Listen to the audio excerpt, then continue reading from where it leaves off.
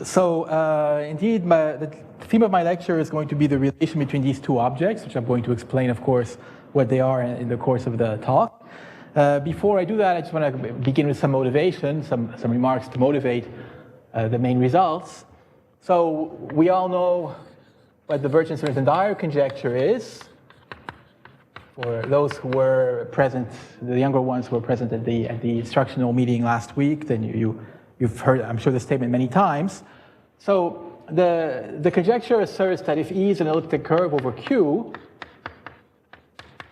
so I'm going to fix this curve throughout the talk, and I'll call N the arithmetic conductor of E. And so one can associate to this elliptic curve two fundamental invariants. The first, an algebraic one, which I'll denote R of E, which is the rank of the Mordell-Weil group of E over the rationals, which is a finitely generated abelian group. So we denote by R of E its rank.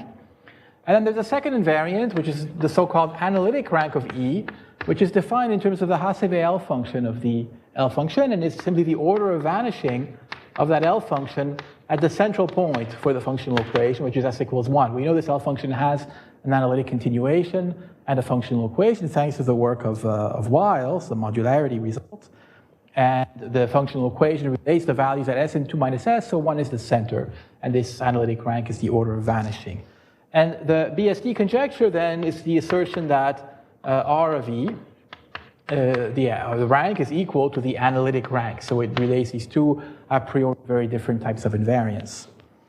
Now, one could also, there's a second formulation of the conjecture, which is that the analytic rank of E is equal to the rank of E. And of course, those two statements are completely equivalent, but they imply a different emphasis. I mean, so people who are interested in the arithmetic of elliptic curves, maybe arithmeticians, might prefer to focus on the first statement, so trying to deduce information about the E rank from information about the analytic rank. Whereas people who are more interested in L functions, maybe analytic number theorists and so on, might prefer to start with information about the rank of the elliptic curve and infer information about the order of vanishing of the L function. Both questions are very essential, very deep, and very fruitful directions in which to think about the Birch-Swinnerton-Dyer conjecture. And now, the two most fundamental results we have about the conjecture, which I'm sure that those of you who were here last year must have heard about, are results essentially in the directions of these two statements. The first is a theorem of Gross-Zagier and Kolyvagin, which asserts that if the analytic rank of E is not too large, namely is at most 1, so if the L function vanishes to order at most 1, then the conclusion is that the rank of E is as predicted by the conjecture of Birch-Swinnerton-Dyer, and furthermore, that the so-called Shafarevich-Tate group of E, which is a conjecturally finite group which measures the difficulty of studying the elliptic curve by methods of descent, is a finite group. So one also gets out of this result from this information, some information about the Shafarevich-Tate conjecture. More recently, so this is a theorem which dates back to the early 90s. Kolyvagin's result is maybe late 80s, 1989, I think. Gross-Zagier's 1985. A more recent theorem, which is equally deep and goes more in the direction of this other implication, this other study here, is due to work of Skinner and Urban, followed by work of Skinner by himself, which dates more or less to 2014, more or less, give or take. And this is the statement starting with information about R of E. So if the rank of E is less than or equal to 1, so we have an elliptic curve where Mordell-Weil group is not too big, Mordell-Weil rank is not too big, and we also give ourselves the knowledge that the Shafarevich-Tate group of E is finite. So we assume for this elliptic curve the truth of the Shafarevich-Tate conjecture, then the conclusion is that the analytic rank is as predicted by the conjecture. So both these results are complementary, and what they tell us is that we, in some sense, know a lot about the Berzin-Schwinden-Debye conjecture for elliptic curves of rank not too large. So what I want to talk about in my lecture, or the motivation for the work that I want to describe, is to study what are the key structures that make these two theorems possible. And so the key ingredient, so both results, or the proofs rather, make essential use of Heegner points. So I'm going to talk a little bit about those. And before I do, I just try to describe a slightly broader setup in which this construction of Heegner points fits in. So I'm going to say some words now about a setup.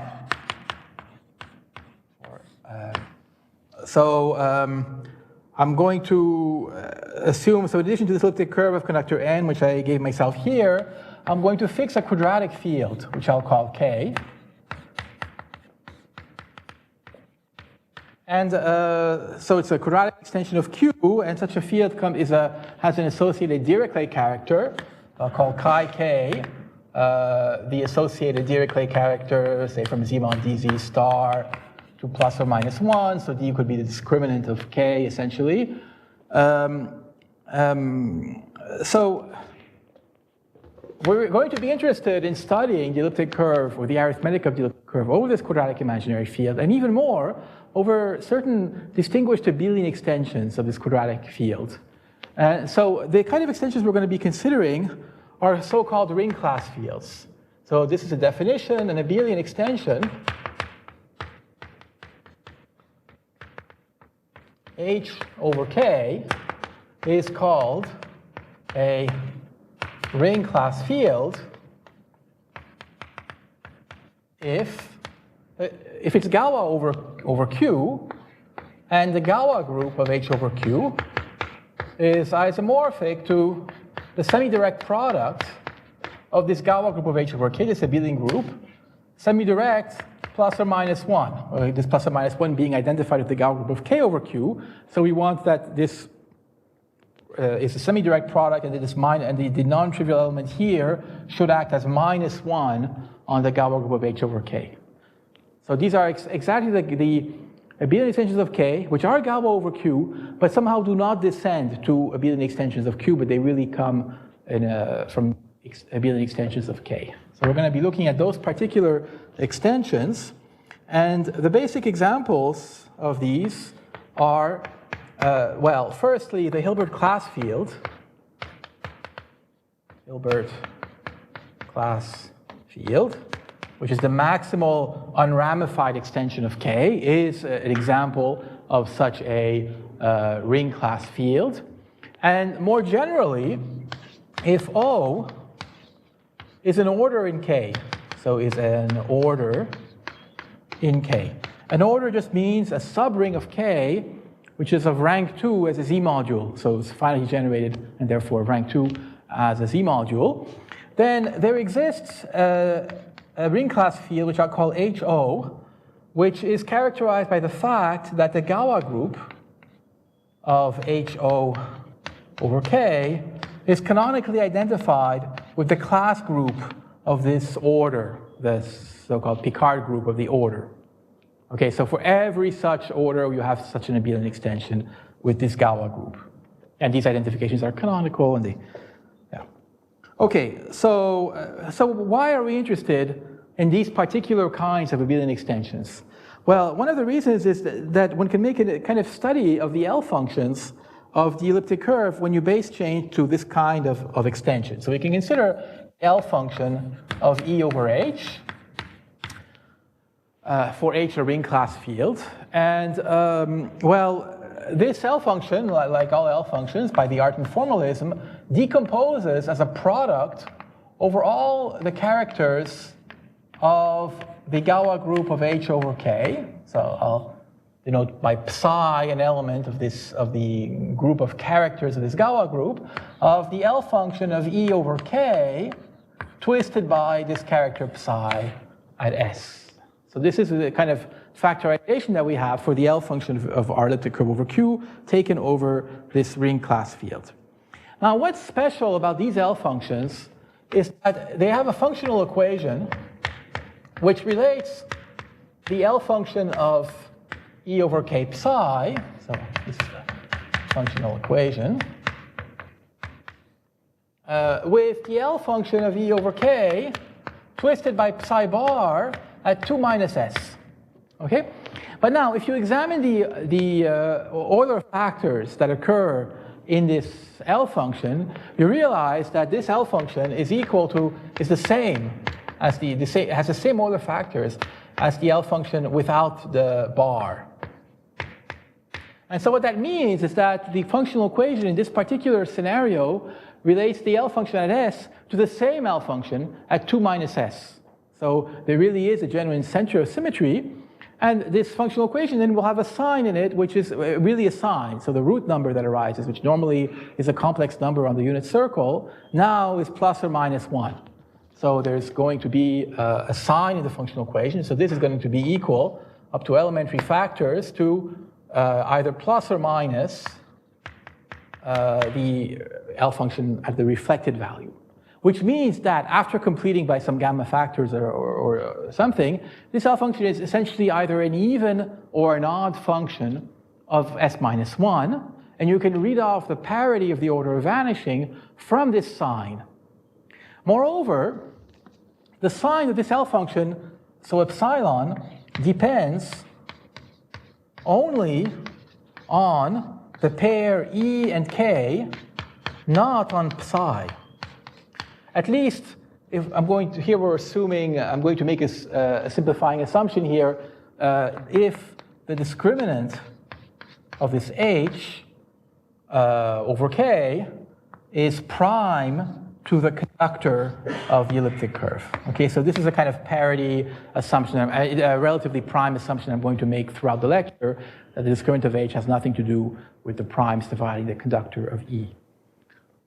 Okay, so what that means then is that if this sign is minus 1, in fact, I can tell you exactly what epsilon is. Epsilon is just the Dirichlet character chi k associated to k evaluated at the negative of the conductor of E. So that's the sense in which this sign is completely independent of the ring class character psi that occurs in this factorization. So if this epsilon is equal to minus 1, each factor, each L of E over K psi S, vanishes to odd order, and of course an odd number is certainly greater or equal to 1. So each factor has to have a 0 in it, and that implies that the order of vanishing at S equals 1 of L of E over HS is greater than the degree of H over K. So if we believe the Birchin-Swinnerton-Dyer conjecture for E over H, then this leads us to some rather interesting concrete predictions made by the BSD conjecture. So prediction of BSD. Well, the first is that the rank of E of H is greater than the degree of H over K, which means that as we vary over these abelian extensions of K, there's a phenomenon of systematic growth in the rank. And that's really the phenomenon that we would like to explain, how to account for this. Because often finding rational points on elliptic curves is a subtle question. Points tend to be few and far between. They tend to behave in rather sporadic ways. And so this is something that seems to, this prediction, if we can understand it, would surely give us some handle on the arithmetic of E over these abelian extensions and over K in particular. The second prediction, which is a little bit more precise, is that the dimension of the psi component of this Mordell-Weil group is greater or equal to 1 for all psi. And this follows from a kind of equivariant refinement of the BSD conjecture. What do I mean by E of H upper psi? Well, this is just the subspace of the Mordell-Weil group. So I'm going to assume here, so psi is just a character from the Galois group of H over K into some field. Usually one takes complex valued characters. But for the purpose of my talk, it's going to be more convenient to work with the smallest possible field in which this character takes values, which I'll call L. Okay, so L is just a subfield of a cyclotomic field. It's a field of values generated by some roots of unity, hth roots of unity, where h is the order of the character. So I'm going to view psi as an L-valued character, and then I can consider points in E of h, which is, so this is just a finitely generated Z module. If I tensor it over Z with L, then I get a finite dimensional L vector space. And I look at the points. So this L vector space is endowed with a natural action of the Galois group of H over K, where the Galois group acts on this factor and trivially on the coefficients. Okay? And then we want to consider the points for which P sigma is equal to psi of sigma times P for all sigma in the Galois group of H over K. And this is what I mean by the psi component of the Mordell-Weil group. This is naturally an L vector space. And here I'm taking the dimension over L of this L vector space, and the prediction is that this should always be odd in this scenario where the sign is -1, and in particular greater or equal to 1. So the question is, how can we make non-trivial points in these components of the Mordell-Weil group? Okay, that's the question.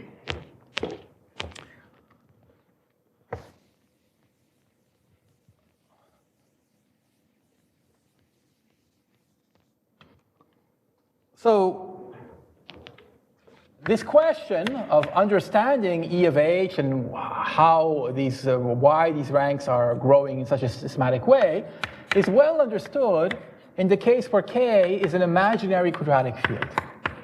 And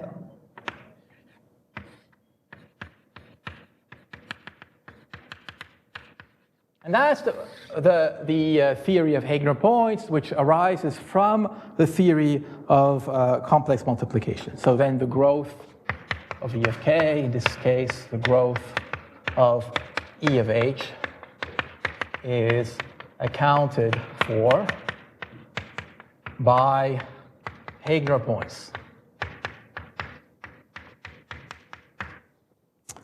Okay.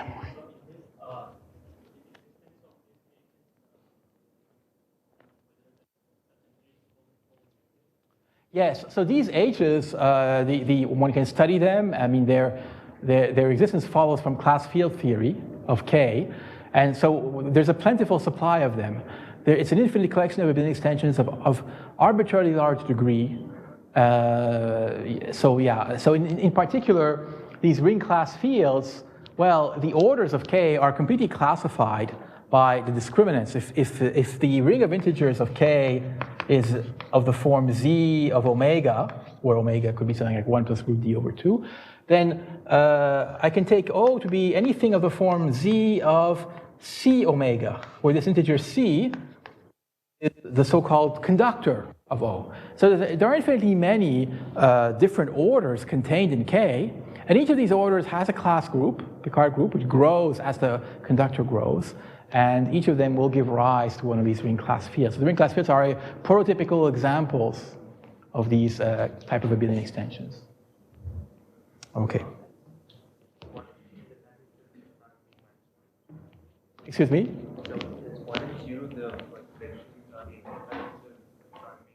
Oh, absolutely, yes. This is a prediction of BSD when this assumption, where did I write down the sign? Yeah. So epsilon is this, right?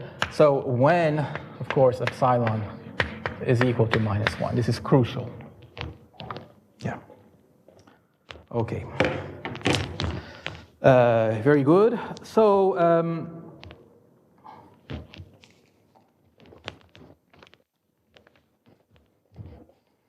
yeah. So if we consider the case where K is quadratic imaginary, then as I said, this growth can be accounted for by Heegner points. So a prototypical example of this is where, so I need to assume that epsilon of chi k of minus n is equal to -1.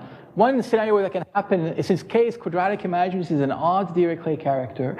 And so chi k of -1 is -1. So we could ask that chi k of n be equal to 1. And even more, we could ask that chi k of L is equal to 1 for all primes L dividing n. So this is certainly an example where you would have epsilon equals -1. And for this is sometimes called the Heegner hypothesis, this one, that chi k of L equals 1 for all L dividing n.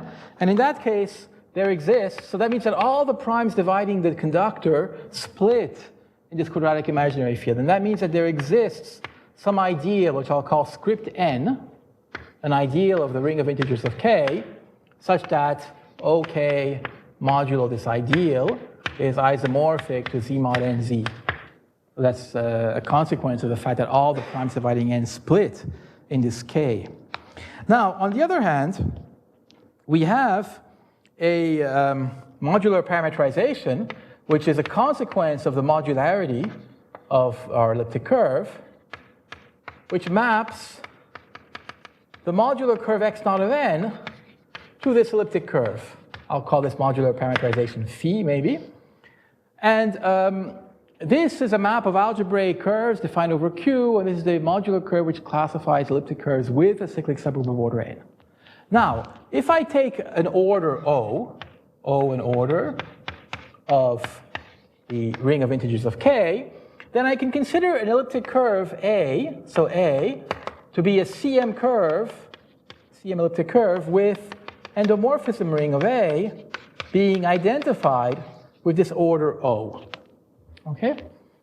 And now I can look at the pair consisting of this elliptic curve and the n torsion of A. So here I'm going to assume that the conductor n is prime to the conductor of this order, which corresponds to my running assumption that the discriminant of k is relatively prime to n that I had here.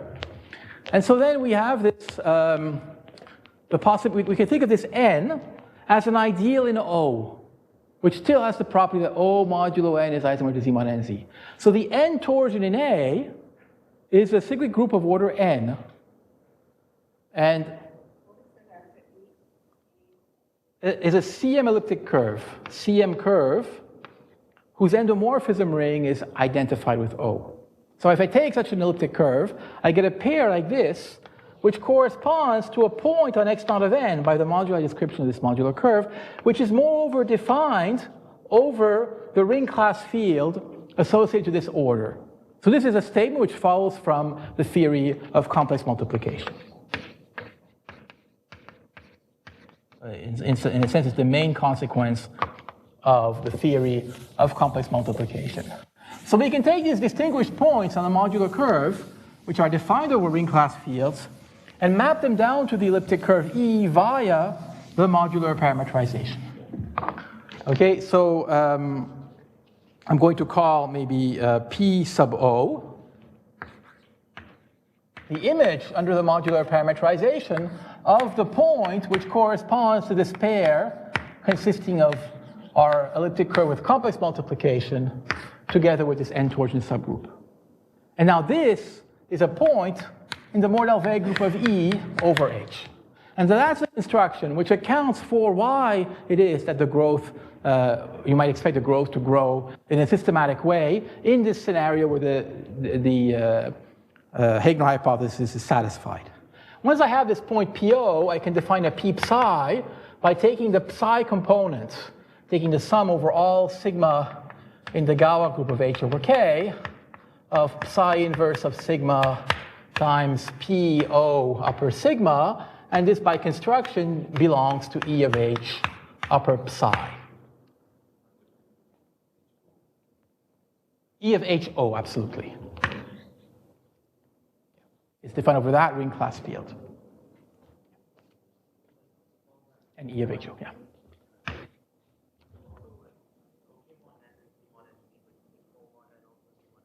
Yes, so the n in O is the intersection, right?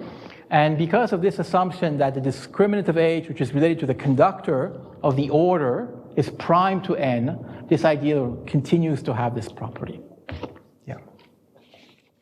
Okay, so that's our construction. Now, the fundamental result of Gross-Zagier, as it was developed, sort of generalized by other people like Shou Zhang notably, tells us that the derivative of the L function, it gives a criterion for when this point p psi is not equal to 0. And this would be true if and only if the first derivative of the L function of E over K, twisted by psi, is non-zero at the center. Okay, so that's the Gross-Zagier formula. And so what that implies is if the order of vanishing, so corollary of that, if the order of vanishing at s equals 1 of the L function of E over Hs is is equal to the degree of H over K, well, this can only happen in this epsilon equals -1 scenario if each of the factors vanishes to its smallest possible order, namely 1. And in that case, all of the derivatives should be non-vanishing, which means that this point PO has all its psi components non-trivial. And therefore, it would generate a regular representation in this E of H. And that implies that the rank of E of H should be greater than the degree of H over K. So that's quite a strong result.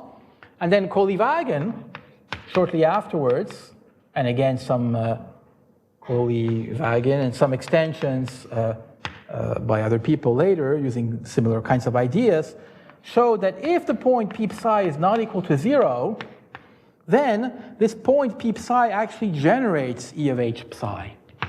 P psi generates E of H upper psi, which means that then the rank of this is exactly 1. And that means that if the order of vanishing, so the corollary of that is that if the order of vanishing at s equals 1 of this L of E over H s is equal to the degree, that implies that the rank is actually equal. So this is good evidence for the Birchin-Smith and Dyer conjecture over these ring class fields. And if you, specialize in the case where H is the trivial ring class field K, then you can somehow coax out of that the result which I mentioned at the very beginning of my talk, at least the Gross-Zagier-Kolyvagin result. So this structure of Heegner points is extremely important in our understanding of the arithmetic of elliptic curves. So we can try to understand situations where one is beyond the setting where the theory of complex multiplication might give us some handle. And a particularly appealing case of that is the setting where the field K, rather than being an imaginary quadratic field, is real quadratic. Because in that case, all these tools of the theory of complex multiplication break down. So the question then that I want to discuss in my talk is, what if the ground field K is a real quadratic field? That's the question. So then these structures are not at all available to us. We do not have Heegner points, and we can ask what we can do in that case. So we still want to assume that chi k of minus n equals -1. But now, because k is a real quadratic field, this character chi k is an even Dirichlet character, and therefore we need to assume that chi k of n is equal to -1. This can only happen if there's a prime dividing n, of course, for which chi k of p is equal to -1. So this implies that there exists a prime p dividing n such that chi k of p equals -1. I'm going to assume a kind of modified Heegner hypothesis to make things more precise. I'm going to assume that, so this, of course, chi k of p is equal to -1, but I can write n equals p times m, where p does not divide what's left over, and moreover that chi k of L is equal to 1 for all L dividing the part that remains. Okay, so this is a slightly more special case, but it certainly implies this fact that the signs in the functional equations are systematically -1. And then it's quite a mystery to understand how the ranks of these, why is it that the ranks of these Mordell-Weil groups grow in a systematic way? And a conjectural explanation for that was provided by this theory of Stark-Heegner points, which is still, this was done maybe now almost 20 years ago, and it's still something which is very poorly understood at present. So I want to give you a little bit of a flavor of that. So in this scenario, I can consider, I'm going to propose a kind of p-adic analytic construction of points defined over abelian extensions of this real quadratic field K, which mirrors the construction based on the theory of complex multiplication. And so the construction rests on the subgroup, which I'll call gamma, consisting of matrices with entries in the integers with p inverted. And I consider such matrices where M, the part of the conductor which is left over, divides the lower left-hand entry. So this is a bit of an analog of the group gamma naught of n, the Hecke congruence group gamma naught of n, but it's a kind of p integral analog. And this acts naturally on the so-called p-adic upper half plane, which is the complement in P1 of Cp of the projective line over QP. Okay, and okay, so I'm going to let A star be the abelian group, the Z module, of so-called rigid analytic functions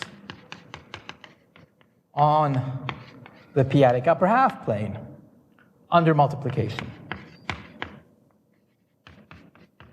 And I really mean here nowhere zero, nowhere vanishing, rigid analytic functions. So for those of you who don't know rigid analysis, you should think of this HP as being a p-adic analog of the usual complex upper half plane with its holomorphic structure, its analytic structure. And this notion of rigid analytic is what plays the role of the notion of holomorphic in the p-adic analytic setting. So we have some nice ring of functions which have nice expansions on sort of distinguished subsets of the p-adic upper half plane. And we can consider these functions.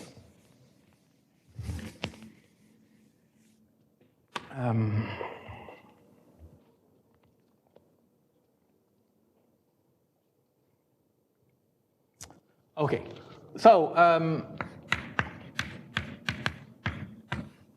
the first theorem on which the construction is based is a theorem, is the following.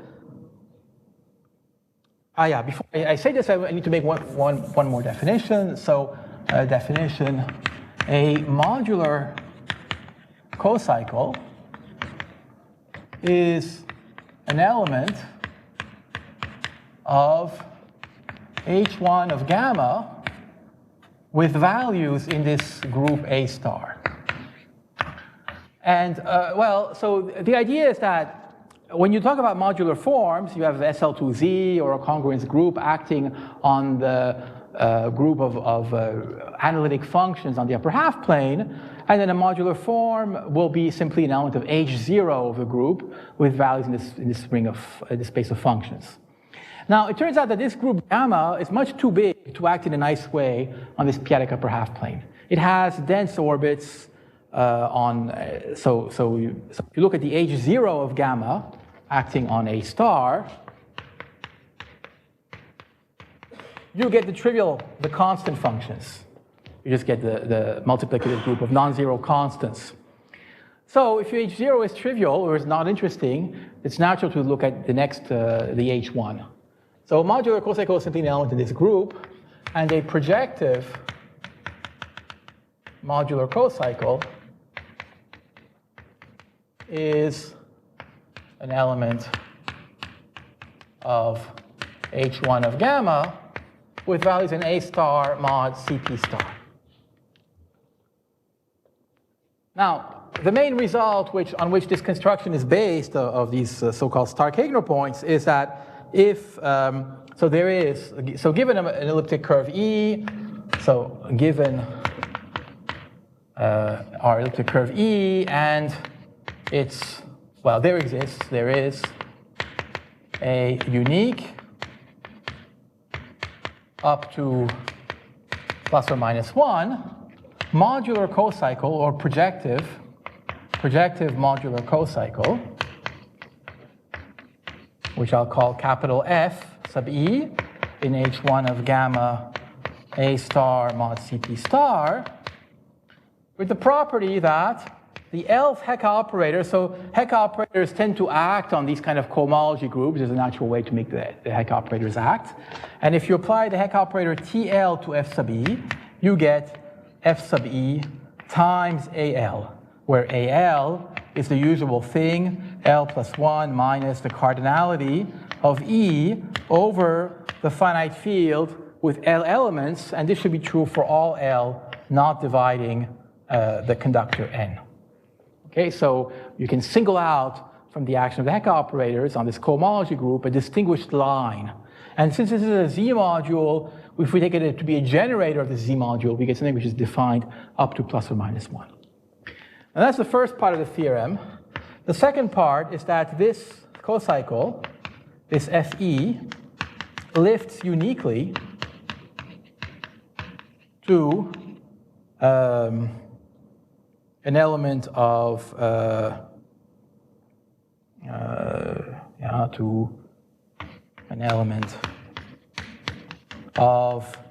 H1 of gamma with values in CP with values in A star modulo Q to the Z, where Q is the Tate period associated to this elliptic curve.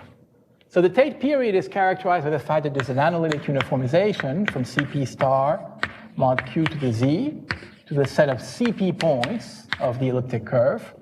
And this particular Q, so it's a p-adic analog of the e to the 2 pi I tau that occurs in, and so we can lift this cocycle, which is defined modulo non-zero scalars, to a cocycle which is defined modulo powers of Q.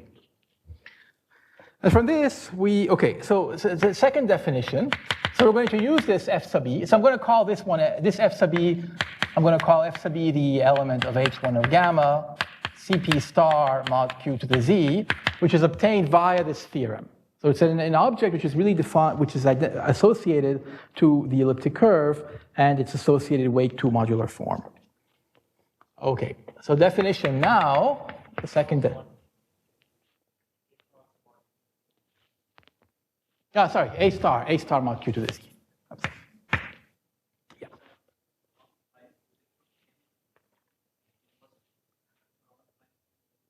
For all L not dividing N.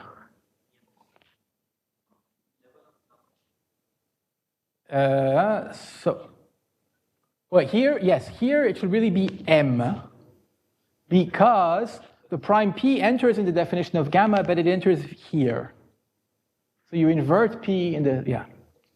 So both P, so it's kind of an analog of gamma naught of N, but even though, but the M and the P play very different roles in the definition. Okay, so the second definition is, so in the context of CM theory, the imaginary quadratic points in the upper half plane play an important role. Right? They're the ones that are mapped to the elliptic curve to give us these Heegner points. So we can consider real quadratic points in the p-adic upper half plane. So a point tau in HP is called a real multiplication point, a real multiplication point, Rm point, if it satisfies the following equivalent conditions. So the first condition is that this point tau belongs to the p-adic upper half plane intersected K for some real quadratic field K. The second equivalent condition is that if you look at the stabilizer of this tau in the group gamma, which I wrote here, this kind of congruence of group gamma, this is of rank 1. Is of rank 1, generated by some element which I'll call gamma tau, which is defined up to sign. Okay. And this is not hard to see that these two conditions are equivalent. The point tau has rank 1 stabilizer precisely when it has coordinates in a real quadratic field. So now definition, if tau is in HP, in the subset of the set of real multiplication points in HP, then we can define the value of this cocycle Fe at tau is just, so I'll write it like this, F sub E square bracket tau. This is just the cocycle Fe of gamma tau evaluated on tau. So gamma tau is the stabilizer of tau in gamma. So this Fe is an element in H1 of gamma without an H tau mod Q to the Z. So if I can evaluate this generator gamma, I get some function defined modulo powers of Q. I evaluate this function at the point tau. I get then a number. So I get something in Cp star, which is defined modulo powers of Q. Okay? And then the Stark-Heegner point is going to be the point in E of Cp, which is obtained from this numerical invariant by applying the Tate uniformization. Okay, so I define p tau to be, maybe I'll call this phi sub Tate of this Fe square bracket tau. Okay, so that gives a construction of local points. So this is an element in E of Cp. But then the Stark-Heegner conjecture is the assertion that these points have algebraic meaning. They're actually defined over the associated ring class fields. So I'm going to have to, yeah, so now that,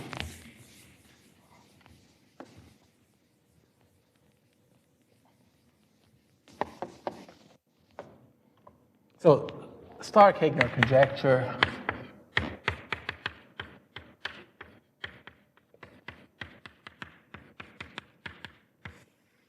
is that the point p tau belongs, so this is an element a priori of E of Cp, belongs to E of H for some, for a ring class field H, which is associated to tau in a very precise way, which I'm not going to have time to go into in too much detail. But there is an abelian extension that you can associate to this tau, and this point p tau is then defined over this abelian extension. So this is kind of a statement which plays the role in a crude form of the theory of complex multiplication. And understanding this conjecture would allow us to get similar results towards the BSD conjecture for abelian extensions of real quadratic fields. Okay, so let me see. I'm running a little bit late because I should finish at 11, right? So I'm going to try to cut to the chase and give you two results. So there are two theorems that I wanted to talk about towards this conjecture. So using, I mean, let me just sort of omitting some details, by exactly the same procedure as in the theory of complex multiplication, so we can define local points, which I'll call P sub psi. So these will belong to E of H tensor QP upper psi. So I look at the local points on E of H, so I take H tensor with QP, and for all characters psi of the Galois group of H over K, I can define such a psi point in this group of local points. And then the Stark-Heegner conjecture predicts that this point should actually come from E of H upper psi. There's a natural inclusion of the global points and the local points. We can make, by this very explicit analytic procedure, a local point, but we want to show that it comes from a global point. And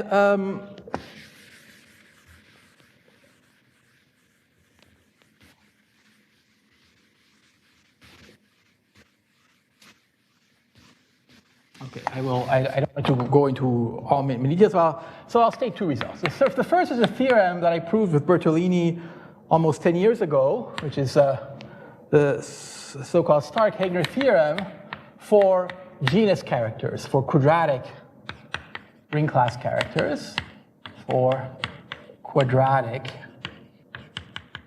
psi. This is a theorem with Bertolini. And roughly speaking, what it says is that for half of all the genus characters psi genus characters,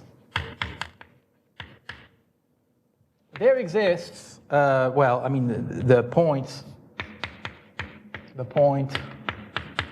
P upper psi, or P psi, lower psi, belongs to the image of E of H upper psi sitting in E of H tensor QP upper psi. So these local Stark-Heegner points do come from global points.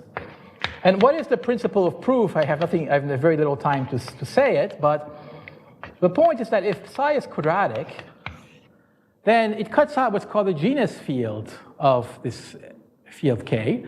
It's an abelian extension of K of exponent 2, and this field is actually abelian over Q. So the principle of proof is that the Galois group of the field cut out by psi over Q is isomorphic to Z mod 2Z cross Z mod 2Z, so it's abelian. And this H psi is also contained in many ring class fields of imaginary quadratic fields.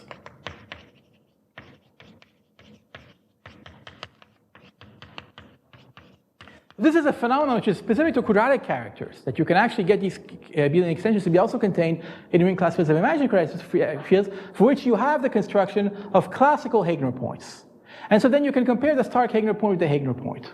So the proof is really via a comparison between, so it's a direct numerical comparison between Stark-Heegner points and there are more classical counterparts, which we know to be global points thanks to the theory of complex multiplication.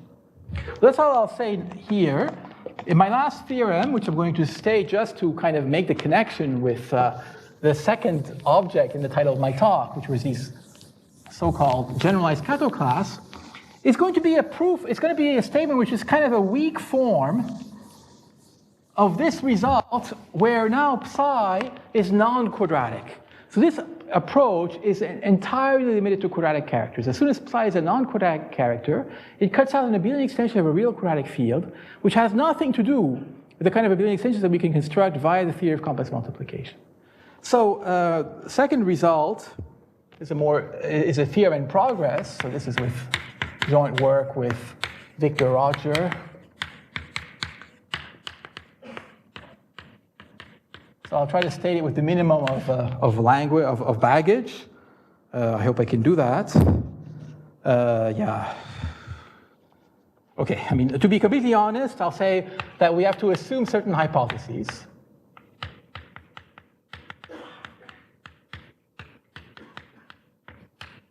And I won't spell these out because it would take me too long. I don't want to run over time with this, but of course, the details are available upon request during the coffee breaks or whatever. So then the flavor of the statement is the following, that for all psi from the Galois group of H over K to L star, there exists is a global Selmer class, which I will call kappa psi. So this is in the Selmer group of the elliptic curve over this abelian extension of K, this ring class field of the real quadratic field, and it's in the psi component of the Selmer group direct sum, the psi bar component of the Selmer group. So we have to take the direct sum of the psi and the psi bar component. We have a global class kappa psi with the property that,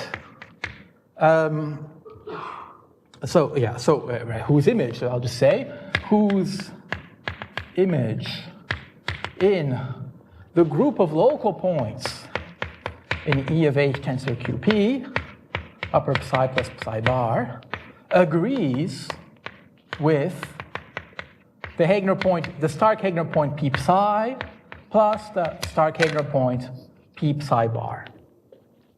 So I didn't have time to, I hope that you saw these notions last week of Selmer groups and so on. The Selmer group of E over H is a Galois cohomology group. There's a global object, something in the Galois cohomology of the Galois group of H, with values in the Tate module of E, which, when you localize at all the primes, comes from local points. So you can think of a global Selmer class as being a compatible system of local points, which are tied together by that they have some common global origin. Okay? So in particular, a Selmer class gives rise to a local point at P, a p-adic point in the elliptic curve. And the statement is that this, you can cook up some global Selmer class with the property that its restriction at the prime P agrees with this purely local invariant which you defined by this kind of completely p-adic analytic procedure, this so-called Stark-Heegner point. And I will just finish with 2 words with the principle of proof of this. And the point is that it's very similar to the result in the case of quadratic characters. It's also a comparison. So it's a comparison between the Stark-Heegner points E psi on the one hand and certain generalized Kato classes.